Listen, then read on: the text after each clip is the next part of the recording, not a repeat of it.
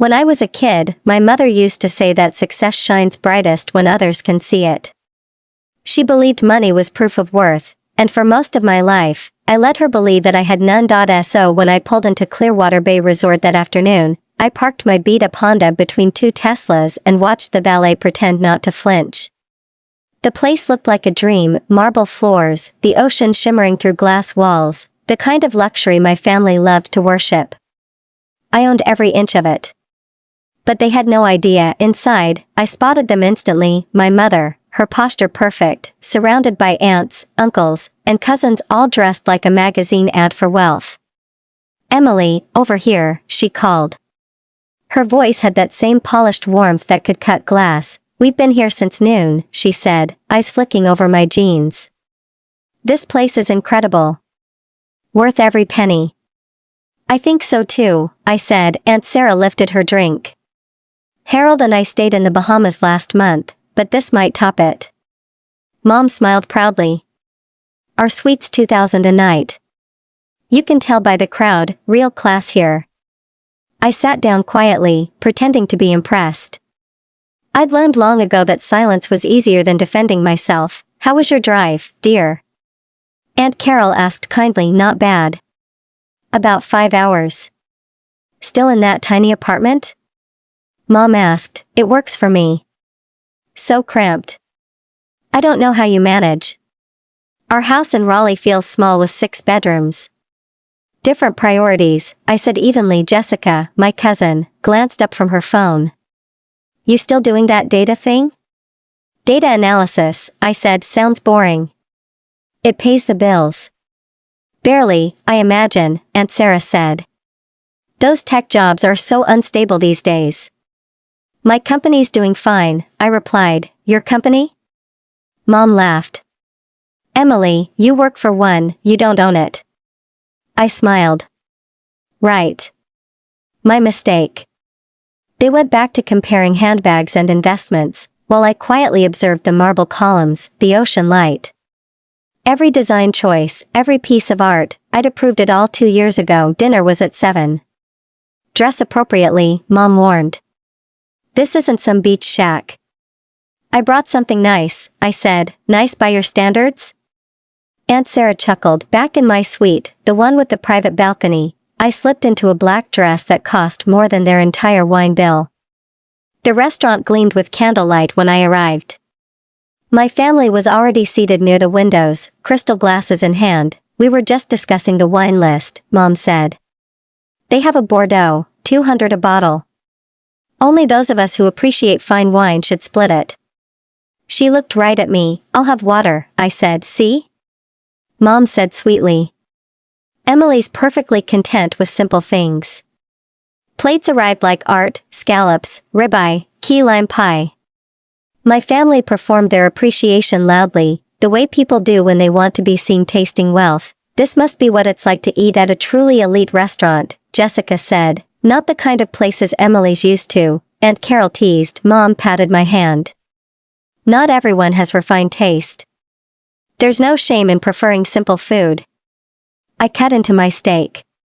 Perfectly cooked, just as I'd instructed my chef to prepare it. "The finer things," Uncle Harold mused, "can only be appreciated once you've earned them." "Exactly," Aunt Sarah said. "Some people just pretend they belong." "Who owns this place, anyway?" Brandon asked. "Must be a gold mine." "Probably some investment firm," Harold said. "Way out of reach for normal folks."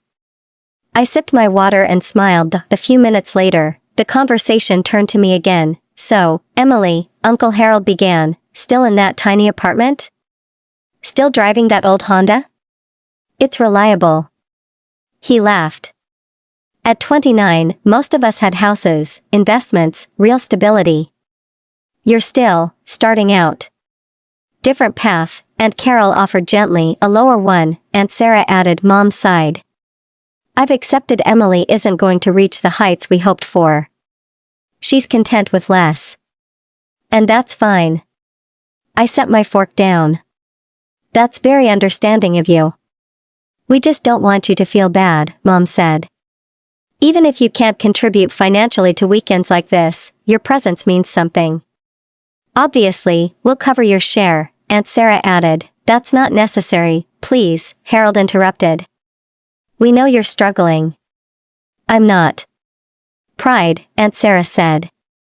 That's what keeps young people from accepting help. Mom's voice softened but carried an edge. You don't belong at this level, Emily. Not yet. Maybe someday, if you work harder. But right now, this, she gestured around the restaurant, is out of your depth.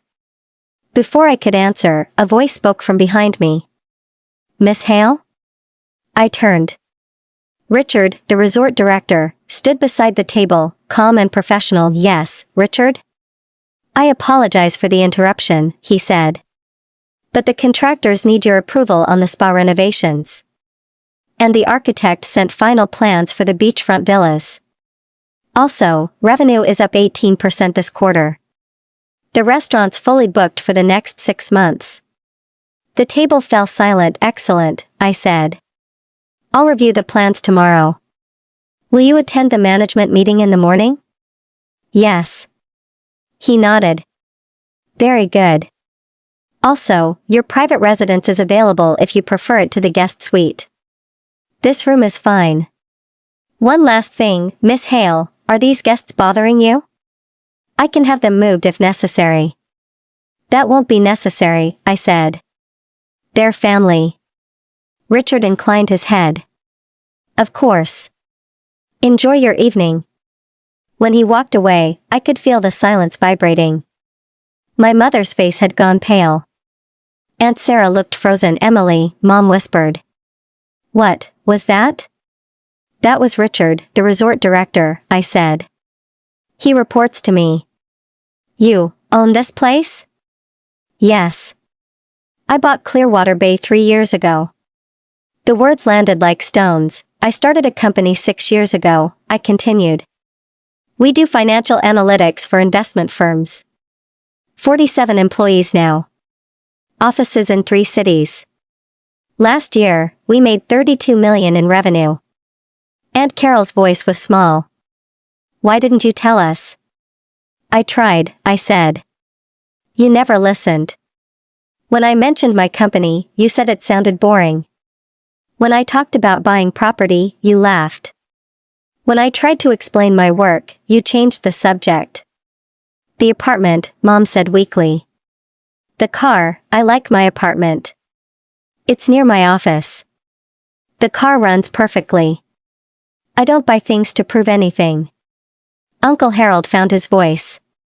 If you own this place, why let us think? Because I wanted to see how you'd treat me when you thought I had nothing. No one spoke. You spent the evening mocking me, I said quietly. Offering to pay my share, telling me I don't belong. You didn't know. You didn't care to. Mom's eyes were wet. We were trying to help. No, I said. You were trying to feel superior. Jessica whispered, that's not fair. Isn't it? 5 minutes ago, I was beneath you. Now that you know I own this place, suddenly I'm worth listening to. I stood. Finish your dinner. It's on me, as always. Every family visit here for the past 3 years, every meal, every spa treatment, I covered it. Because despite everything, you're still my family. Mom's tears fell. Emily, please, you're sorry because you were wrong, I said. Not because of how you treated me. I turned toward the ocean beyond the glass, the waves catching the last light of sunset. For years, you told me I didn't belong here, I said softly. But I built this place with my own hands, my own risk, my own name. I belong everywhere you said I couldn't. And with that, I walked away, leaving them in the glow of a restaurant they no longer recognized, one that had always, quietly, been mine.